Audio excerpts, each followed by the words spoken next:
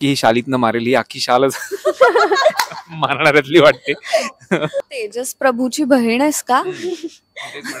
आडनाव भगिनी. मला मुलगी यासाठी व्हावी की कुठेतरी आपली हवा झाली पाहिजे. मित्रमैत्रिणी चल रे तुम किस झाड की पत्ती. बाबा बाबा आहे. माझी आई ही माझी आई आहे आणि मी दुसऱ्या कोणालाही आई नाही म्हणू शकत.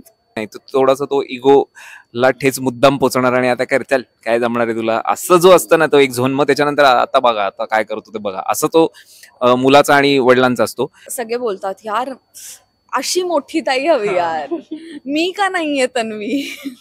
सकाळी मी शेव केलं आणि नंतर ती उठल्यानंतर तिचं असं झालं की हे काय केलंय हे नाही आवडत आहे. मग शेवटी ती माझ्याकडे येईच ना. नंतर मग जरा आता तिला सवय झाली आहे. पण आता जेव्हा कधी पापी गेलं ते टोचते तू दाढी लावून ये असं ती म्हणते आणि ढकलते बाजूला. जरी मला ती कितीही त्रास देत असली, म्हणजे सगळे नवीन कपडे घेत असली, तरी माझ्यासाठी ती खूप इम्पॉर्टंट आहे. मी तिची आई आहे आणि मी तिला त्या हिशोबाने ट्रीट करत असते. पॅकअप झाल्यानंतर असं असतं की पटकन घरी जाऊ, पटकन पोचू. त्याच्यात ती झोपली तर मला ती परत पुढचा एक दिवस अख्खा दिसत नाही. मी टेलिव्हिजनच्या बाबतीत खूप लकी आहे की मला नेहमी छान कपडे आणि छान ड्रेसेस मिळालेले आहेत. पण फिल्म्सच्या बाबतीत मला लोक मेकअप नाही करून देत, माहितीये ना तुला. I know.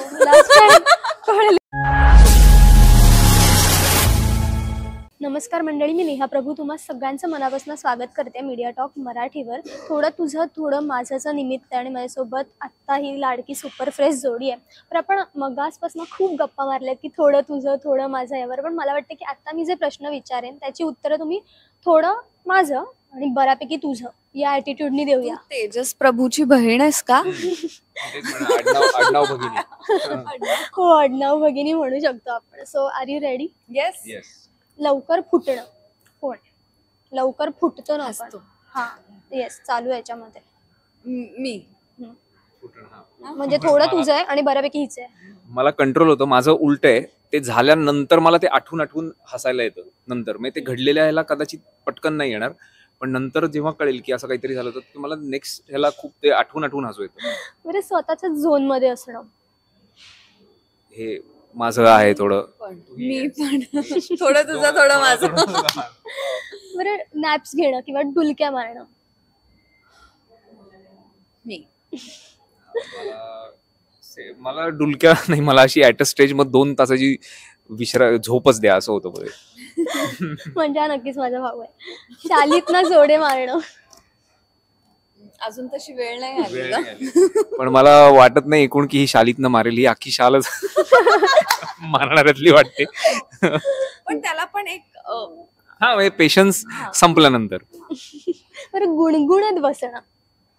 माझं होतं असं सगळं. वन लायनर्स मारणं किंवा कोट्या करणं. वन लायनर्स हा हे मी करतो. अजून इथे सुरू नाही झालंय कारण अजून भट्टी आमची जमली नाहीये. पण हे होतं पंच मारते पंच मारायचे. नाही. बरं, खोड्या काढणं किंवा खुरापती असणं. अजून नाही ते सुरू झालंय. आता ते थोड्या महिन्यांनी सुरू होईल. थोडं तुझं थोडं माझं. धसमुसळेपणा करणं.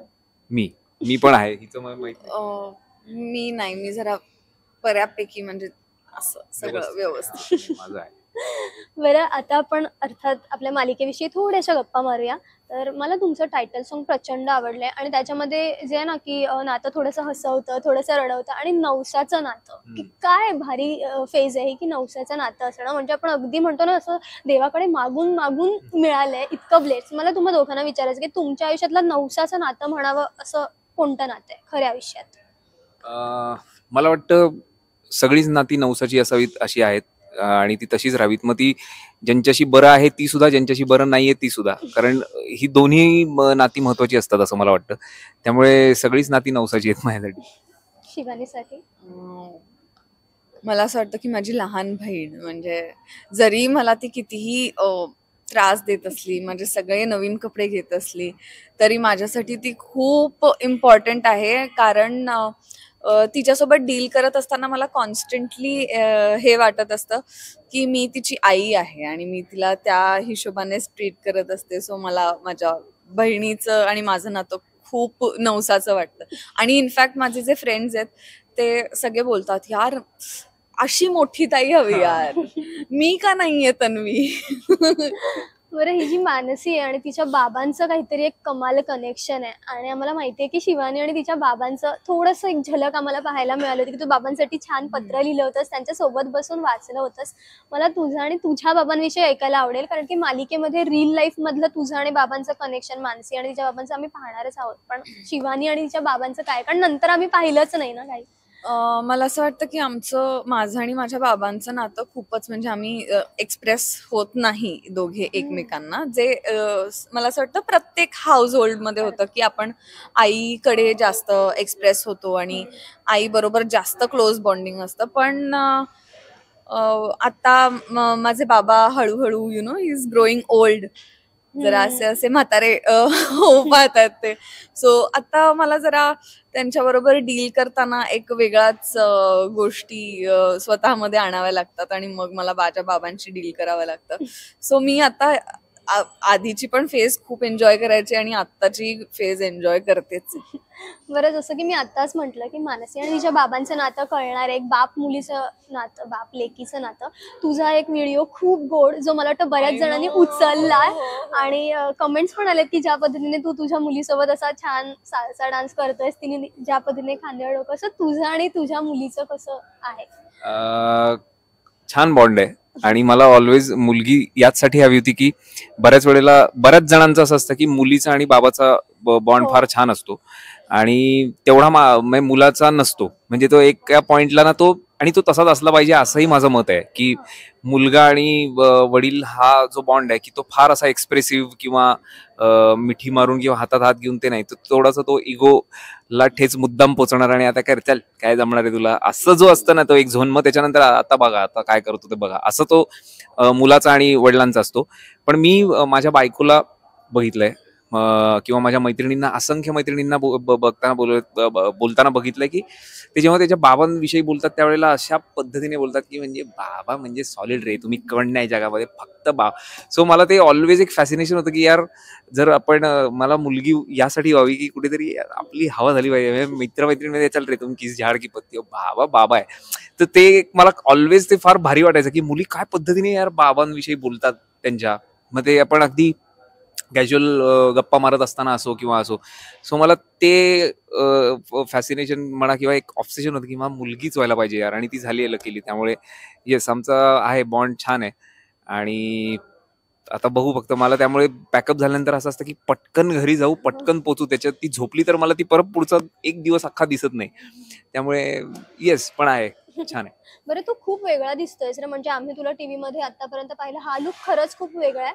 आणि लहान मुलांचं युजली असतं की बाबा जरा वेगळा दिसला की त्यांना काय काय वेळेला आधी अगदीच लहान असताना ओळखतच नाही, त्यांना रडतात वगैरे, किंवा दाढी केल्यावर किंवा दाढी असताना. तुझ्या बाबतीत काय झालं जेव्हा हा असा तू घरी तिच्या समोर गेलेलास? तसंच झालं होतं. सकाळी मी शेव केलं आणि नंतर ती उठल्यानंतर तिचं असं झालं की हे काय केलंय, हे नाही आवडत आहे. मग शेवटी ती माझ्याकडे येईच ना नंतर मग जर आता तिला सवय झाली आहे, पण आता जेव्हा कधी पापी गेलं ते टोचतंय, तू दाढी लावून ये असं ती म्हणते आणि ढकलते बाजूला की ते टोचतंय दाढी लावले.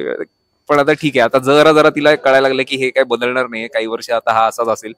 मग म्हणलं हे आवडतं का ते आवडतं, तर माझा ती म्हणते की तू ते म्हणून काढलेस का दाढी त्या ह्याच्यासाठी, सिरियलसाठी. तिने प्रोमो बघितल्यानंतर म्हटलं हा मग ते छान आहे, पण म्हणलं मग तू घरी आल्यावर लावत जा म्हणते ती दाढी. त्यामुळे काय गंमत आहे.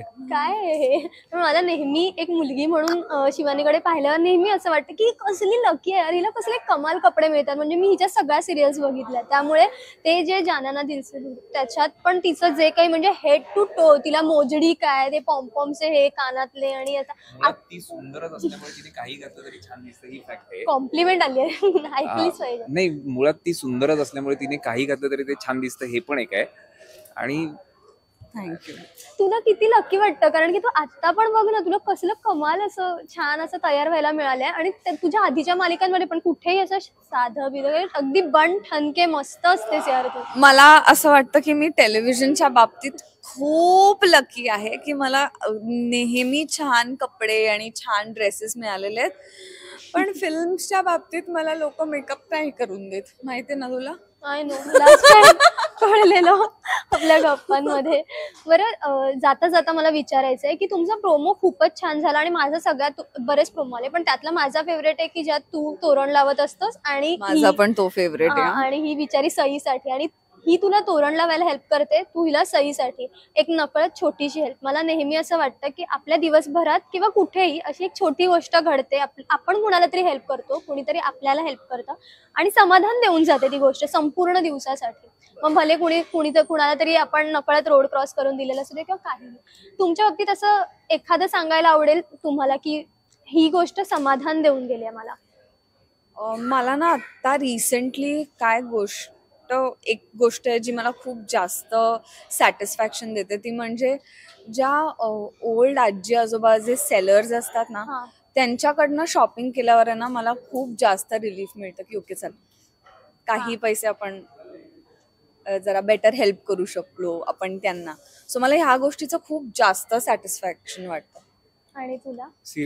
हे तर आहेच. म्हणजे मला असं वाटतं की अशा असंख्य गोष्टी घडत असतात आपल्या बरोबर, की म्हणजे अगदी तो आपला सोसायटीमध्ये कचरा उचलायला येणारा माणूस असो किंवा काय असो, आणि ते ते रिफ्लेक्ट होतं. काही फार अपेक्षा नसते.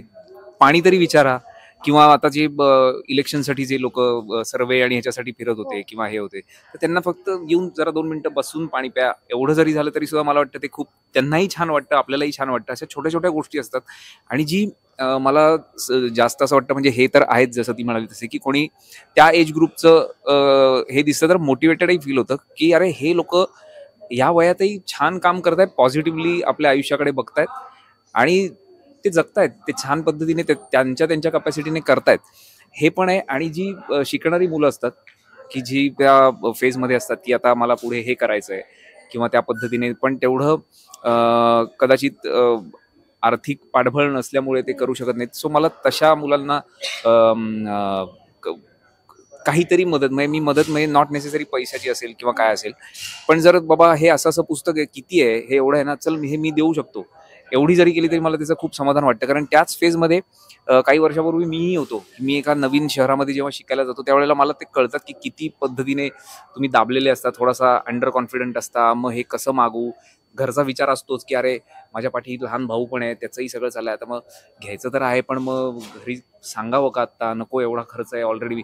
हे सगळ्या त्या ह्याच्यामध्ये ही आपली सगळी मध्यम वर्गातली सगळी मुलं ह्याच्यात असतात आणि हे सगळे विचार करत असतात. सो अशा एखाद्याला जर काही हे आहे की ते त्याच्यासाठी त्यावेळेला लक्झरी असते, ते नंतर काही वर्षांनी असं वाटतं की अरे एवढंच तर होतं ते, पण त्यावेळेला ते असं असतं की हे मागणं म्हणजे फारच आपण काहीतरी मागतोय. सो तसं जर काही देता आलं तर मला आवडतं. किती छान. एवढा सगळा विचार प्रत्येक माणूस नाही करत.